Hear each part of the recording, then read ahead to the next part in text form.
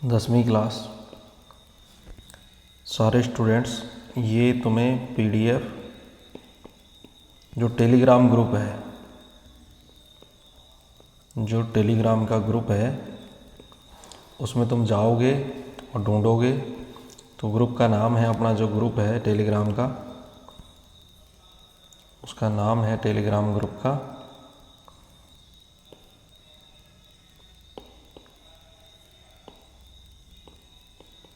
CP sir या @ लगा लेना ऑफिशियल, इस नाम से तुम्हें ग्रुप मिलेगा। मैं बता देता हूँ कहाँ पर है ग्रुप। जैसे टेलीग्राम खोला मैंने और ये टेलीग्राम का सर्च ऑप्शन है, या सर्च पे क्लिक करोगे तो ये जैसे ही तुम लिखोगे @CP तो ये मेरा ही चैनल खुलेगा यहाँ पे। ये तो इसमें मैंने सारे क्वेश्चन आंसर्स वगैरह जो भी तुम्हारे पेपर्स होते हैं वो भी डाले हुए हैं, और ये जो चैप्टर मैं पढ़ा रहा हूँ ये भी डाला हुआ है। तो ये ध्यान रखना तुम लोग, यहाँ जाके तुम ज्वाइन कर लो टेलीग्राम ग्रुप में। जिनके फ़ोन में टेलीग्राम नहीं है उनको व्हाट्सएप पे भी ये मिल जाएगी। अब अपना जो आज का चैप्टर है वो है तुम्हारा चैप्टर 4 कार्बन और उसके कंपाउंड, कार्बन और उसके यौगिक। ये चैप्टर मैंने क्लास में स्टार्ट करवा दिया है, उसी का रिवीजन मैं यहाँ पे करवा रहा हूँ। देखो हमारा जो चैप्टर है वो है आपके कार्बन और उसके यौगिक। तो कार्बन क्या है? एक अधातु है। अब इससे पहले वाले चैप्टर में मैं अधातु के बारे में पढ़ा चुका हूँ, ठीक है। तो धातु क्या होती है, धातु क्या होती है, वैसे 8वीं क्लास में पढ़ा है। इसका प्रतीक होता है कार्बन का क्या? C। परमाणु क्रमांक कितना है इसका? 6। प्राकृतिक रूप से इसके समस्थानिकों की संख्या होती है 3। 12 कार्बन आपके 13 और 14। तो ये आपको पता है समस्थानिक क्या होते हैं कि ऐसे पदार्थ जिनकी परमाणु संख्या तो समान हो, यानी परमाणु क्रमांक तो क्या हो? समान हो, लेकिन उनकी द्रव्यमान संख्या क्या हो? अलग। यहाँ पे न्यूट्रॉन और प्रोटॉन की संख्या अलग है, यहाँ पे अलग है, यहाँ पे अलग है। तो जिनकी द्रव्यमान संख्या अलग होगी, यानी परमाणु बाहर जिनका अलग होगा, ऐसे पदार्थों को हम क्या कहेंगे? समस्थानिक या रेडियो एक्टिव पदार्थ। तो वो क्या है आपके? कार्बन। तो कार्बन के कितने समस्थानिक है? 3, ठीक है।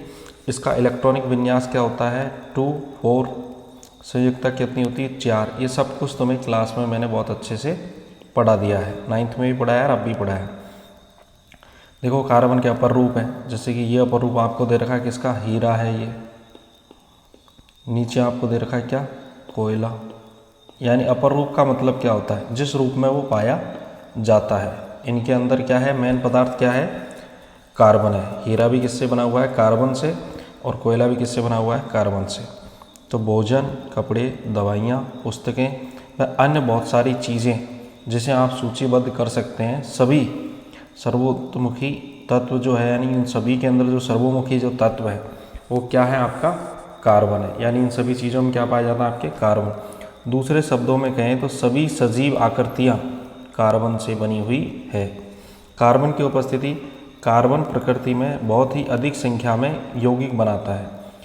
भूपर्टी या भूमि पर्टी में खनिज जैसे कार्बोनेट, हाइड्रोजन कार्बोनेट, कोयला, पेट्रोलियम के रूप में केवल 0.20 यानी कि 0.02% कार्बन उपस्थित है।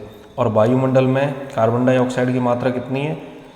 0.03%। तो ये याद रखना थोड़ा सा, ये डाटा, ठीक है। कार्बन एक सामान्य तत्व है जो कि ब्रह्मांड में सभी जगह पाया जाता है। विभिन्न प्रकार के यौगिक बनाता है। बहुत से हमारे आसपास के निर्जीव में सजीव वस्तुएं किसकी बनी होती है? कार्बन की।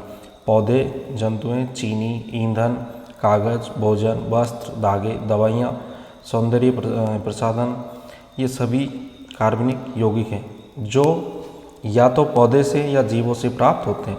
कार्बनिक यौगिकों के रासायनिक शास्त्र को कार्बनिक रसायन के रूप में जाना जाता है, ठीक है। कार्बनिक यानी ऑर्गेनिक रसायन, इसको अंग्रेजी में बोलते हैं आपके ऑर्गेनिक केमिस्ट्री। जो आपके 11th क्लास में अलग से बुक चलती है इसकी, ठीक है, आप जब पढ़ोगे। कार्बन के अपर रूप, अपर रूप का मतलब जिन रूपों में पाया जाता है। तो अपर रूप किसे कहते हैं, इसकी परिभाषा देख लो।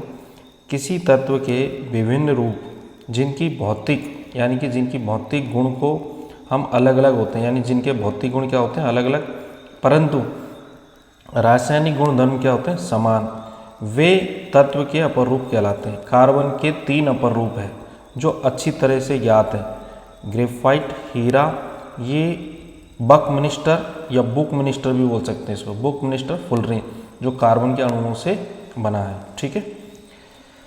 ग्रेफाइट, प्रत्येक कार्बन अणु यानी कि एक जो कार्बन अणु है, ये प्रत्येक कार्बन अणु जो है वो अन्य 3 कार्बन अणुओं से उसी तल में बने हैं जिससे षटकोणीय व्यू मिलता है।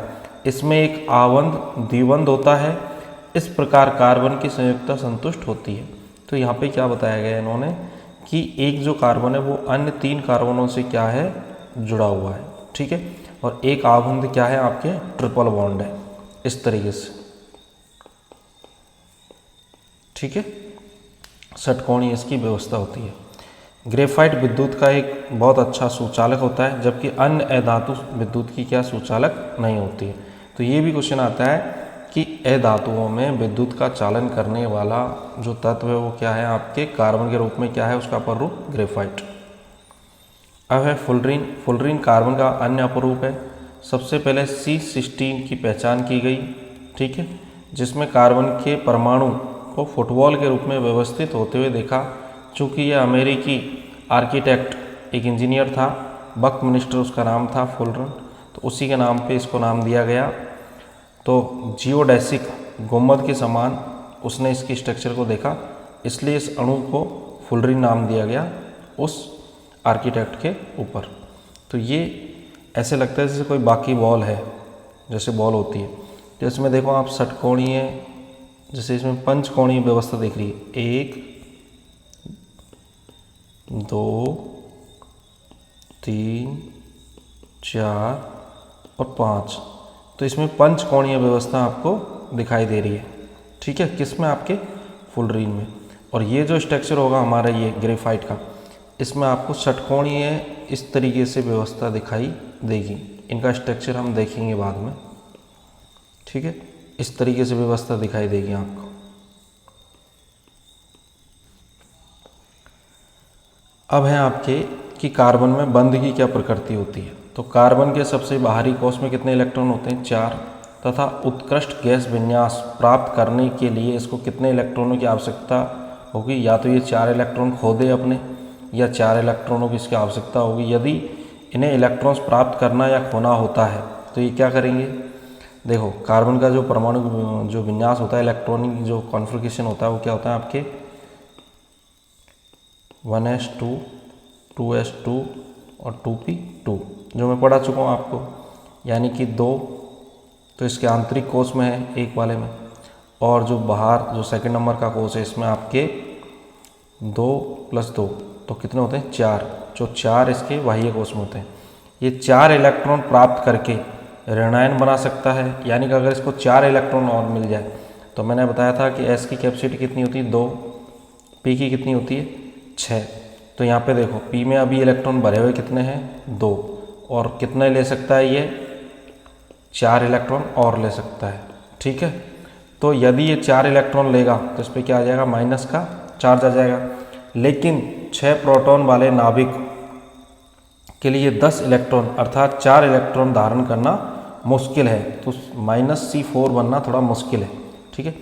ये 4 इलेक्ट्रॉन खो सकता है, धनायन बना सकता है, लेकिन 4 इलेक्ट्रॉनों को खोकर यह 6 प्रोटॉन वाले नाभिक में केवल 2 इलेक्ट्रॉन कार्बन धनायन बनाने के लिए अत्यधिक ऊर्जा की आवश्यकता होगी। तो दोनों ही कंडीशंस में बहुत ज़्यादा एनर्जी की जरूरत होगी। तो अब तीसरा रास्ता क्या है, इन दोनों ही स्थितियों में कार्बन के साथ समस्या है, अतः कार्बन इस समस्या का निवारण अपने संयोजी इलेक्ट्रॉन की साझेदारी यानी खुद कार्बन से करे। देखो या तो कार्बन दूसरे कार्बन को बोले कि अपन दोनों बॉन्ड बना लेते हैं, ठीक है। किस तरीके से, इस तरीके से, बोले मेरे पास भी है इस तरीके से। अब ये 2 कार्बनों ने ये देखो यहाँ पे बॉन्ड बना लिया, ठीक है, या फिर इस तरीके से, या फिर इस तरीके से, समझ रहे हो आप लोग। तो किसी भी तरीके से ये कार्बन बंध बना सकता है, या तो साझेदारी खुद कार्बन अन्य वाले कार्बन से या अन्य परमाणु से कर सकता है, या फिर हाइड्रोजन के साथ कर सकता है इस तरीके से। तो कुल मिला के इन दोनों ही स्थितियों में कार्बन के साथ समस्या है, अतः कार्बन इस समस्या का निवारण अपने संयोजी इलेक्ट्रॉन की साझेदारी खुद कार्बन से करे या अन्य परमाणु से कर सकता है। ठीक है। कार्बन ही अन्य तत्व के परमाणु भी इसी प्रकार साझेदारी करके यौगिक बनाते हैं। अब जो साझेदारी जो शब्द है, जो पार्टनरशिप जो शब्द आ रहा है, रासायनिक बंध का एक प्रकार होगा। इसमें किसी यौगिक में तत्वों के परमाणु के बीच लगने वाले बल से बनने वाले आबंध या बंध, बॉन्ड जो बनेगा उसे रासायनिक बंध कहते हैं। ठीक है। रासायनिक बंध दो प्रकार के होते हैं। आयनिक बंध होगा पहले तो, वह बंध जो इलेक्ट्रॉन को पूर्णतः स्थानांतरित कर दे, यानी कि कार्बन का कोई इलेक्ट्रॉन है वो पूरी तरीके से क्लोरीन को दे दे, बोले कि ले जा। या फिर जैसे सोडियम में मैंने आपको समझाया था कि सोडियम जो हमारा परमाणु है 11 नंबर पे और क्लोरीन कितने नंबर पे आपके 17। तो सोडियम परमानेंट कहता है, बोले मेरा एक इलेक्ट्रॉन लेके जा। तो पूर्णतः अगर इलेक्ट्रॉन का ट्रांसफर हो जाता है तो आयनिक बंध बनता है, जैसे कि Na+Cl- उदाहरण के लिए। एक होता है सहसंयोजी। सहसंयोजी का मतलब संयोजन करना, साझेदारी करना। वह आबंध जो दो परमाणुओं के बीच इलेक्ट्रॉनों के एक युग्म की साझेदारी से आबंध बनाता है, आबंध का मतलब बंध बनाता है, सहसंयोजी बंध कहलाता है। सहसंयोजी बंध के प्रकार भी हैं आगे, तो इसको बोलते हैं कोवलेंट बॉन्ड। कोवलेंट का मतलब कॉपरेशन किया आपस में, दोनों ने क्या किया है, कॉपरेशन किया है, या दोनों का क्या हुआ है, कोऑर्डिनेशन हुआ है। ठीक है। दोनों ने एडजस्ट किया है, पार्टनरशिप की है कि जो इलेक्ट्रॉन अपन दोनों बंध बनाने में काम ले रहे हैं, ना तो उस पर तेरा अधिकार होगा ना तेरा। जैसे कि ये दोनों हाइड्रोजन मॉलिक्यूल्स के बीच में एक बंध बना है ये वाला। ठीक है। तो इस हाइड्रोजन ने एक इलेक्ट्रॉन दिया है, इसने एक इलेक्ट्रॉन दिया, तो दोनों इलेक्ट्रॉनों से क्या है, एक बंध बन गया। तो ये क्या हुई, साझेदारी। तो साझेदारी में क्या है कि इलेक्ट्रॉनों पे दोनों ही तत्व यानी कि दोनों ही परमाणुओं का क्या होता है, अधिकार होता है। तो एकल संयोजी आबंध, दो परमाणुओं के बीच में एक एक इलेक्ट्रॉन के युग्म की साझेदारी से बनने वाले संयोजी बंध को एकल बंध कहते हैं। यह दो परमाणुओं के बीच एक रेखा के द्वारा प्रदर्शित किया जाता है, जैसे H chlorine chlorine, bromine bromine, carbon carbon, fluorine fluorine, इस तरीके से आप इसको दिखा सकते हो। ठीक है। तो ये होता है एकल बंध। हाइड्रोजन परमाणु के बीच में एकल बंध को दिखाया गया है। किसी को अगर समझ में नहीं आ रहा हो तो क्लास में अपने डाउट पूछ सकते हैं कि सर ये चीज़ मुझे समझ में नहीं आई, तो मैं वहाँ पे बढ़ा दूँगा आपको। लेकिन यहाँ पे ध्यान से वीडियो को देखना, क्योंकि एक एक चीज़ को मैं रीड आउट कर रहा हूँ, पढ़ रहा हूँ तुम्हारे लिए। अब है द्विसंयोजी बंध यानी कि डबल बॉन्ड। तो दो परमाणुओं के बीच दो दो इलेक्ट्रॉन की साझेदारी से बनने वाले सहसंयोजी आबंध को द्विआबंध या द्विबंध कहते हैं। इसे दो परमाणुओं के बीच दो छोटी रेखाओं के द्वारा प्रदर्शित किया जाता है, जैसे ऑक्सीजन ऑक्सीजन के बीच में, ऑक्सीजन से ऑक्सीजन। ठीक है। इस तरीके से द्विआबंध बना है। अब यहाँ पे देखो, मैं ऑक्सीजन का पूरा बताता हूँ आपको कि ऑक्सीजन का परमाणु क्रमांक कितना होता है, 8। अब इसका 1s2 2s2 और 2p4। अब आपको पता है कि P की जो कैपेसिटी इलेक्ट्रॉन बनने की वो कितनी है, 6। अब दूसरे ऑक्सीजन को ले लेते हैं हम। एक तो ये वाला ऑक्सीजन लिया हमने, अब इस वाले ऑक्सीजन का भी लिख देते हैं, 1s2 2s2 और 2p4। अब आप खुद ही देखो कि यहाँ पे कितने इलेक्ट्रॉन चाहिए, 2। यहाँ पे भी कितने चाहिए इसको, 2। तो इन दोनों ने कहा कि भाई मैं अपने 2 इलेक्ट्रॉन इधर से डोनेट करती हूँ, तो उधर से डोनेट कर। तो ये 2 इलेक्ट्रॉन डोनेट हुए, तो यहाँ पे कौन सा बंध बन गया आपके, द्विआबंध यानी कि डबल बॉन्ड बन गया आपके। ये कौन सा बॉन्ड बन गया आपके, डबल बॉन्ड। इस तरीके से 2 रेखाओं के द्वारा इसको प्रदर्शित किया जाता है, जो ये देखो यहाँ पे दिखा रखा है आपके। तो ऑक्सीजन परमाणु के बीच में द्विआबंध बनता है या द्विबंध बनता है। फिर है आपके त्रिसंयोजी आबंध यानी ट्रिपल कोवलेंट बॉन्ड।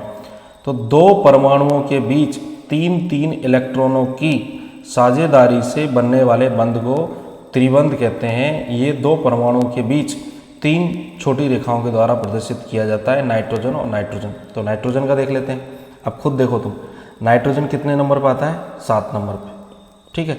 और ये बनना क्या चाहता है? 10 नंबर। क्या बनना चाहता है ये? 10 नंबर, ठीक है।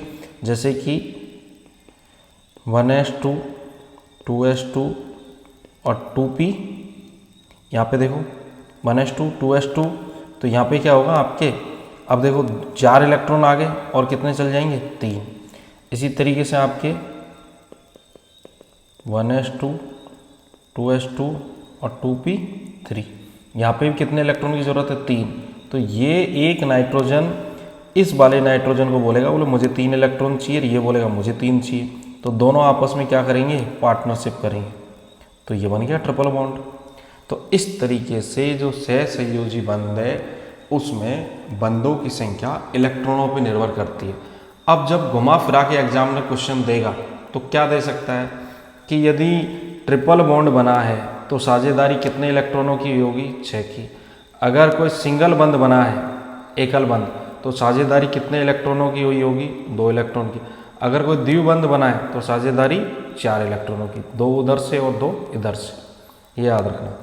अब सहसंयोजी बंध के जो यौगिक हैं उनके गुण क्या होते हैं? सहसंयोजी आबंध बनाने वाले यौगिकों के अणुओं के बीच प्रबल आबंध होता है, यानी प्रबल बंध होता है। इनमें अंतराण्विक बल कम होता है, यानी कि अंदर की तरफ बल कम होगा, जो मैंने आपको 9th क्लास में पढ़ाया था, ठीक है।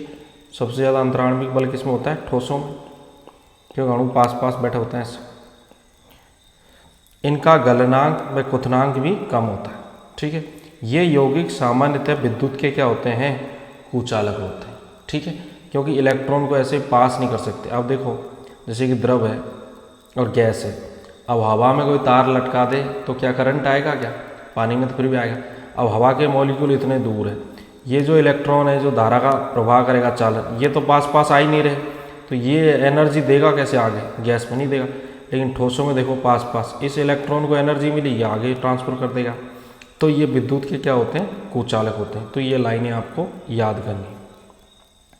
अब यहाँ तक बात होगी, ये मैंने सारा क्लास में ही पढ़ाया हुआ है तुम्हें।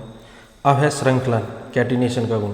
कार्बन कार्बन के अन्य परमाणुओं के साथ में बंध बनाने की अद्वितीय क्षमता, यानी कि ऐसी क्षमता जो और किसी के पास नहीं हो, जिससे बड़ी संख्या में अणु बनते हैं, इसे श्रृंखलन कहते हैं या कैटिनेशन इसे बोलते हैं। इसे क्या कहते हैं? आपके कैटिनेशन का गुण, कैटिनेशन प्रॉपर्टीज बोलते हैं इसको, पढ़ा चुका हूँ तुम्हें क्लास में। सहसंयोजी बंध की प्रकृति कार्बन को बड़ी संख्या में यौगिक बनाने का गुण देता है। कौन से बंध की प्रवृत्ति? आपके सहसंयोजी बंध, कोवलेंट बॉन्ड। यहाँ पे जो सहसंयोजी है आप उसको इस तरीके से लिख सकते हो, सहसंयोजी, ठीक है। कोवलेंट बॉन्ड बोलते हैं इसको, यानी कि कोऑपरेट किया। अब चतुर्थ संयोजकता, इसकी संयोजकता कितनी होती है कार्बन की? 4। कार्बन की संयोजकता कितनी होती है? 4। अतः इसमें कार्बन के 4 अन्य परमाणु अथवा कुछ अन्य संयोजक तत्वों के साथ परमाणु के साथ में ये बंध बनाने की क्षमता रखता है।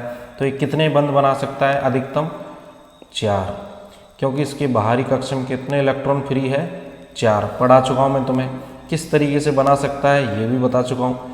ये चाहे तो इस तरीके से बना सकता है कि चारों तरफ बंध बनाए, चाहे तो 2 इधर 2 इधर बना सकता है, चाहे तो 3 एक तरफ और 1 एक तरफ। तो इस तरीके से ये कितने बंध बना सकता है? 4, ठीक है। ये पढ़ा चुका हूँ मैं तुम्हें। अब है आपके कि कार्बन के इस गुण को कार्बन की चतुर्थ संयोजकता कहते हैं। चतुर्थ संयोजी होता है ये। कार्बन बंध के क्या क्या गुण हो सकते हैं? अधिकतर अन्य तत्वों के साथ कार्बन के द्वारा बनाए गए बंध अत्यंत प्रबल होते हैं, जिनके फलस्वरूप यौगिक अतिशय के रूप में स्थायी होते हैं। अतिशय का मतलब एकदम स्थायी होते हैं। कार्बन के द्वारा प्रबल बंधों के निर्माण का एक कारण छोटा आकार भी है। किसका छोटा आकार है? कार्बन का। इसके कारण इलेक्ट्रॉनों के सहभागी युग्मों का नाभिक से मजबूती से क्या रहती है? पकड़ रहती है। यानी कि अब ये आप 5वें चैप्टर में पढ़ोगे कि नाभिक का आकर्षण बल क्या होता है, यानी कि न्यूक्लियर अट्रैक्शन फोर्स क्या होता है। मैं आपको बता देता हूँ कि जैसे मैंने आपको वैसे परमाणु पढ़ाया है, पर फिर भी थोड़ा सा बता देता हूँ कि सपोज करो आपके कि ये आपका परमाणु है। तो आप जानते हो कि इसमें प्लस क्यों लिखा है बीच में, कि प्रोटॉन होता है। बाहर जो कक्षाएं हैं जो हमने पढ़ी है, इनमें कौन चक्कर लगा रहा है, लगातार इलेक्ट्रॉन। जितने इलेक्ट्रॉन उतने ही क्या होते हैं, प्रोटॉन। तो इलेक्ट्रॉन और प्रोटॉन जो दोनों हैं, इनके बीच में जो आवेश है वो क्या है, अपोजिट है। प्रोटॉन पे कौन सा आवेश है, प्लस, और इलेक्ट्रॉन पे कौन सा है, नेगेटिव। तो दोनों के बीच में क्या होगा, अट्रैक्शन होगा। तो अब है आपके कार्बन के कुछ गुण। तो अधिकतर कार्बन के जो बंध है वो कैसे होते हैं, प्रबल होते हैं। अब प्रबल होने का कारण क्या है, एक तो इसका छोटा आकार होना। एक नाभिक से आकार छोटा होगा तो नाभिक से क्या होगी, मजबूती होगी। वे बड़े परमाणुओं के जो तत्व है उनसे इनके बंध क्या होंगे, प्रबल। तो उनके क्या होंगे, अत्यंत दुर्बल होंगे। ठीक है, 4 पॉइंट दे रखे हैं आपके। अब है कि कार्बन के द्वारा बड़ी संख्या में यौगिकों का निर्माण क्यों होता है। क्योंकि एक तो इसके अंदर गुण है कि सहसंयोजी, यानी किसी के साथ भी साझेदारी कर लेता है। सहसंयोजी बंध बनाने की प्रवृत्ति के कारण बड़ी संख्या में यौगिक का निर्माण। एक श्रृंखलन, एक चतुर्संयोजी होना, ये पढ़ा चुका हूँ मैं तुम्हें। ठीक है, अब है कि संतृप्त और असंतृप्त कार्बन परमाणु क्या होते हैं। जैसे देखो ये वाटर की कंडीशन दे रखी, ऑक्सीजन, हाइड्रोजन और हाइड्रोजन। ये वाटर है, ये आपके ऑक्सीजन, ये आपके हाइड्रोजन और ये हाइड्रोजन, ये वाटर मॉलिक्यूल है। ऑक्सीजन, हाइड्रोजन और हाइड्रोजन, ये आपके हाइड्रोजन और ये आपके ऑक्सीजन। तो H2O ये मॉलिक्यूल का स्ट्रक्चर है, किसका, वाटर मॉलिक्यूल का। अब है आपके कि संतृप्त और असंतृप्त कार्बन यौगिकों में अंतर। अब संतृप्त, इसमें कार्बन परमाणुओं के बीच में एकल बंध का निर्माण होता है। किसमें, संतृप्त में, जो ज़्यादातर आपकी क्या है, एल्केन। पढ़ा चुका हूँ मैं तुम्हें, एल्केन, एल्कीन, एल्काइन। इसमें प्रतिस्थापन अभिक्रियाएं होती है, बिल्कुल होती है। ये असंतृप्त यौगिकों की तुलना में कम अभिक्रियाशील होते हैं, ज़्यादा क्रिया करने की इनको आवश्यकता नहीं है, एल्केन। असंतृप्त, इसमें कार्बन परमाणु के बीच में द्विबंध होता है, द्वि या त्रि हो सकता है, इस तरीके से। यहाँ पे क्या होता है, सिंगल बॉन्ड होता है, इस तरीके से। इनमें संयोजन अभिक्रिया की प्रवृत्ति, देखो यहाँ पे प्रतिस्थापन। अब प्रतिस्थापन अभिक्रिया क्या होती है, संयोजन अभिक्रिया क्या होती है, पढ़ा चुका हूँ तुम्हें फर्स्ट चैप्टर के अंदर। प्रतिस्थापन क्या होती है, एक को हटाना और खुद को बैठाना या फिर जगह बदल देना। और संयोजन क्या होता है, दो चीज़ों को जोड़ देना। ये संतृप्त यौगिकों की तुलना में अधिक अभिक्रियाशील होते हैं, ये ज़्यादा अभिक्रियाशील होते हैं। उदाहरण के लिए यहाँ पे एल्केन और यहाँ पे क्या है आपके एल्किन और एल्काइन, ये पढ़ा चुका हूँ तुम्हें। अब कार्बनों जो यौगिक है उनके सामान्य सूत्र। तो सामान्य सूत्र में क्या है आपके, किसी अणु में प्रत्येक परमाणु के n संख्या के लिए प्रदर्शित करने वाले फलन को सामान्य सूत्र कहते हैं। ये सामान्य पूरा। तो एल्केन के लिए क्या होगा, CnH2n+2, CnH2n+2। अब n क्या होगी, कार्बन की संख्या। अणुसूत्र, अणुसूत्र किसी परमाणु में परमाणुओं की वास्तविक संख्या को प्रदर्शित करता है। उदाहरण के लिए एथेन के लिए क्या होगा, C2H6, 2 कार्बन और 6 हाइड्रोजन। समझ में आ गया होगा आपके, ये एथेन का सूत्र है। अभी जो विद्यार्थी पहली बार इस वीडियो को देख रहे हैं, जिन्होंने मेरी क्लास ऑफलाइन नहीं ली है स्कूल के अंदर, हो सकता है उनको थोड़ी सी प्रॉब्लम आए। पर जिन विद्यार्थियों ने 10वीं क्लास में ये वाली क्लास ली है मेरे से, एथेन, मैथेन, प्रोपेन कैसे बनाने, उन विद्यार्थियों को इसमें कोई समस्या नहीं आ रही होगी। संक्षिप्त सूत्र क्या बनेगा, संक्षिप्त सूत्र प्रत्येक कार्बन परमाणु से जुड़े कार्बन परमाणु के समूह को प्रदर्शित करता है। जो ये संक्षिप्त है, इसका स्ट्रक्चर क्या होता है वो हम बताएंगे। जैसे एथेन के लिए CH3 तो ये तो हुआ संक्षिप्त। संक्षिप्त का मतलब छोटा फॉर्मूला, CH3 और CH3 या फिर आपके C2H6। अब इसका संरचना सूत्र क्या होगा, यदि किसी अणु के परमाणु को ठीक ठीक व्यवस्थित करके दर्शाया जाए तो उसे कहते हैं आपके संरचना सूत्र। तो एथेन का क्या होगा, ये देखो, हमने C, 1 हाइड्रोजन, 2 हाइड्रोजन, 3, फिर इधर कार्बन से जुड़ा वापस ये, फिर दोबारा हाइड्रोजन। तो जो बच्चे क्लासेस ले चुके हैं उनको अच्छे से पता है। फिर इसी का इलेक्ट्रॉनिक सूत्र क्या होगा, इलेक्ट्रॉनिक सूत्र क्या होगा आपके, कि इलेक्ट्रॉनिक सूत्र समझ लो इस चीज़ को, इलेक्ट्रॉनिक सूत्र किसी अणु के परमाणुओं के बीच इलेक्ट्रॉनों की साझेदारी को प्रदर्शित करता है। इसे इलेक्ट्रॉनिक बिंदु संरचना या सूत्र भी कहते हैं। एथेन के लिए देखो, कार्बन के एक तो ये रहा कार्बन का इलेक्ट्रॉन और ये इस कार्बन का इलेक्ट्रॉन, ये जो बीच में आ रहा है ये वाला पार्ट मैं अलग पेन से बना देता हूँ जिससे आपके मार्क कर लेता हूँ। जैसे देखो ये गुलाबी कलर का दिख रहा है, ये तो क्या है, दोनों परमाणुओं की क्या है, ये साझेदारी वाले इलेक्ट्रॉन है, साझेदारी इलेक्ट्रॉन्स, ठीक है। इसके अलावा आपको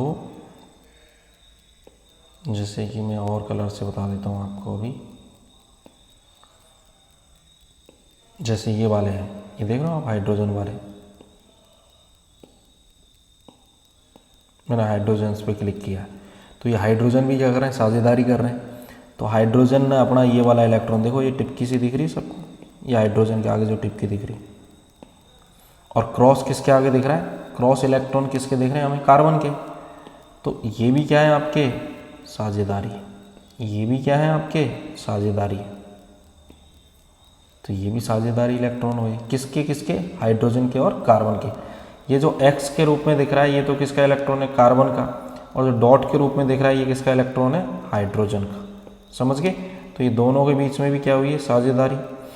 कार्बन कार्बन के बीच में पहले ही साझेदारी हो चुकी है।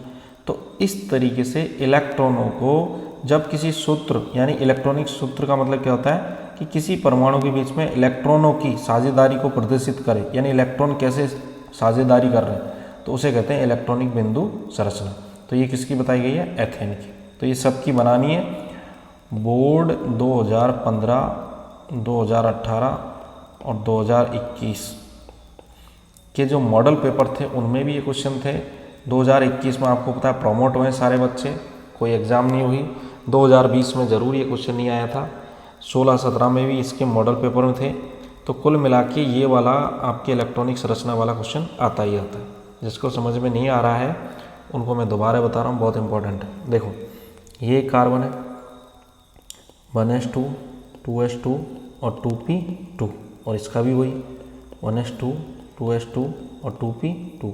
तो इसको तो भूल जाओ, फर्स्ट वाले को। क्यों, ये तो अंदर की तरफ है, और बाह्यतम कोश में क्या है, ये है 4 इलेक्ट्रॉन आपके, ये क्या 4। तो इस कार्बन की बात करो, इस कार्बन के चारों इलेक्ट्रॉनों को मैं किसी और कलर से आपको दिखा रहा हूँ।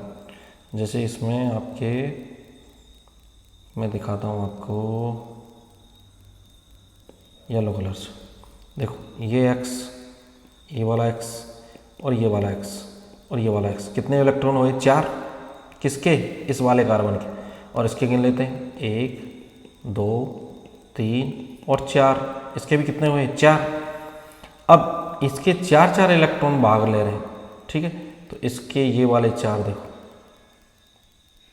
और इसके भी ये वाले 4,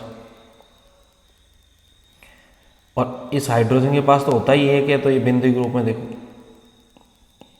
तो आपको समझ में आ रहा है कि ये 4 इलेक्ट्रॉन चतुर्संयोजी, इसके कितने इलेक्ट्रॉन आपके, 4 इलेक्ट्रॉन चतुर्संयोजी।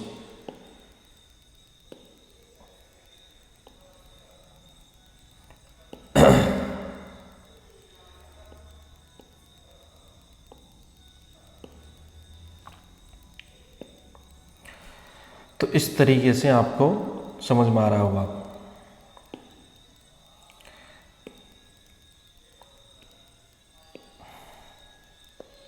अब है कि संतृप्त कार्बनिक यौगिक किसे कहते हैं। वह कार्बन यौगिक जो कार्बन कार्बन परमाणु से केवल एकल बंध से जुड़ा हो, इस तरीके से। यहाँ पे डबल बॉन्ड नहीं है, एकल बंध से जुड़े हो, उन्हें संतृप्त यौगिक कहते हैं। सभी एल्केन जैसे कि आपके मैथेन या मैथीन आ गया, मैथेन, एथेन, प्रोपेन और ब्यूटेन। ये मैथीन नहीं है आपके, मैथेन है। फिर है आपके, गलती लिख दिया, टाइपिंग मिस्टेक है आपके, ये मैथेन है आपके, ठीक है, आपको याद करना है।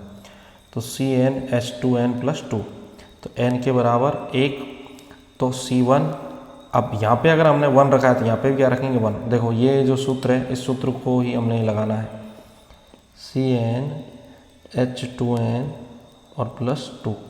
अब यहाँ पे अगर आपने इस n का मान 1 रखा है तो इस n का मान भी कितना रखोगे 1, और सूत्र में रख दो C1H2 रख दो। 2 को 1 से गुणा करना पड़ेगा। अरे यहाँ पे 2n लिखा हुआ है तो इस n में जो भी रखोगे इस 2 से गुणा ही तो करोगे, प्लस में 2, तो 2 को 1 से गुणा करोगे तो 2, और ये 2, और ये कार्बन कितना 1, तो हाइड्रोजन कितने हुए टोटल 4, तो CH4 कार्बन कितना 1 और हाइड्रोजन कितने हुए 4, तो सूत्र बन गया। ये किसका सूत्र बना आपके मैथेन का। किसका सूत्र बना मैथेन का। अब इसी तरीके से आपके एथेन का, तो एथेन इस तरीके से लिखना है आपको। थोड़ी टाइपिंग मिस्टेक है, मैंने आपसे कहा कि ये नोट्स आपके दिवाली तक ही कंप्लीट होंगे। इनमें जो टाइपिंग मिस्टेक है वो मैं लिख रहा हूँ साथ के साथ। जहाँ आपको लैंग्वेज भी थोड़ी सी ऐसी लगे तो एडजस्ट करना, अभी दिवाली तक पूरा अपडेट करवा देंगे हमको। फिर है आपके N2 रखने पर हमें प्राप्त होते हैं जैसे कि C। अब देखो यहाँ पे जैसे वही फार्मूला CnH2n+2। अब सपोज करो C की संख्या मैंने कितनी रख दी यहाँ पे 2, N की संख्या, तो यहाँ पे भी मैं बिना सोचे यहाँ पे क्या रख दूँगा 2, और यहाँ पे तो 2 का 2 उतरेगा, प्लस में 2, तो 2 से 2 को गुणा करो कितना होगा 4, प्लस में 2 जोड़ो कितना हुआ हाइड्रोजन 6, और कार्बन कितना होगा 2, तो देख लो C2 और हाइड्रोजन कितना हुआ 6, बन गया एथेन का सूत्र। ऐसे हम प्रोपेन का, ब्यूटेन का, पेंटेन का, हेक्सेन का सबका बना सकते हैं। तो संतृप्त हाइड्रोकार्बन जिसमें कार्बन परमाणु केवल एकल बंध से जुड़े होते हैं एल्केन कहलाते हैं। किस बंध से जुड़े होते हैं? एकल का मतलब आपके सिंगल बॉन्डिंग, पढ़ा चुका हूँ मैं क्लास में, ठीक है। सिंगल बॉन्डिंग को हम एक छोटी रेखा के रूप में प्रदर्शित करते हैं। तो एक कार्बन के लिए क्या लिखोगे आप? मैथ। 2 के लिए क्या लिखोगे आप? एथ। 3 के लिए प्रॉप। 4 के लिए क्या लिखोगे? But, pent, hex, hept, oct और नॉन। और 10 के लिए क्या लिखोगे आप? डेक, ठीक है। एल्केन में हाइड्रोकार्बन के नाम इनकी कार्बन संख्या से निर्धारित होती है। +n ये आपके इसको बोलते हैं हम प्रत्यय को सफिक्स लगाकर इसका नामकरण होता है, जो नाम के पीछे लगाते हैं प्रत्यय, और एक होता है शायद उपसर्ग जो नाम के आगे लगाते हैं। तो देखो मैथ, अब एल्केन के लिए क्या लगेगा? एन, तो इसका नाम क्या हो गया? मैथेन। ऐसे ही एथ, इसको एथ पढ़ना आप, तो एन लगाओगे क्या होगा? एथेन, ठीक है। इसी तरीके से प्रॉप, अब प्रॉप में एन लगाओगे तो क्या हो जाएगा? प्रोपेन। ब्यूट, ब्यूट में एन लगाओगे क्या हो जाएगा? ब्यूटेन। पेंट में एन लगाओगे तो क्या हो जाएगा? पेंटेन। हेक्स में एन लगाओगे तो क्या हो जाएगा? हेक्सेन, ठीक है। अब इनके सूत्र भी साथ के साथ बनते जा रहे हैं, जिनको आता है उनको कोई समस्या नहीं है। अब एल्कीन की जो नामकरण और अणुसूत्र और संरचना व्यवस्था वो भी ऐसी है, पर इसका हम खुलकर जो पढ़ेंगे वो आगे पढ़ेंगे। ये काफ़ी बड़ा वीडियो हो जाएगा आपके, अभी आज हम यहीं तक पढ़ रहे हैं। तो यहाँ तक आपको क्या क्या उतारना है वो मैं बता देता हूँ। जिन्होंने वीडियो देख लिया है, एक तो ये वाली चीज़ उतार लेना इसमें से आप, ठीक है। ये वाला सूत्र पूरा उतार लेना आप, और ये मैथीन नहीं है, ये क्या है आपके? मैथेन है, जो मैं लिख चुका हूँ आपको। इसके अलावा आपको क्या उतारने? संतृप्त किसे कहते हैं, असंतृप्त किसे कहते हैं, ये वाला उतार लेना। और एक ये कार्बन यौगिकों का जो निर्माण होता है उसके गुण, ये तीनों उतार लेना, ठीक है। बस